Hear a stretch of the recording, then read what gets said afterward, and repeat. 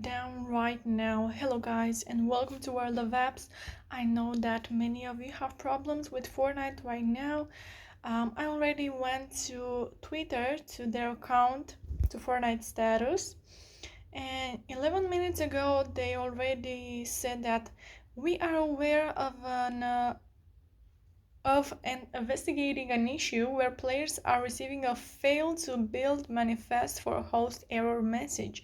We'll provide an update when this issue is resolved. Well, they didn't provide us an update yet, but we'll do this as soon as possible. So if you do have this problem, you can comment in the comment section down below. And you have to know that you are not the only one who has this problem, so you don't have to worry. And the solution here is just wait for them to investigate this problem and solve this problem for us. I hope this video was useful for you. If it was, you can like this video and subscribe to our channel. Thank you so much for watching, guys. Have a great day. Bye bye.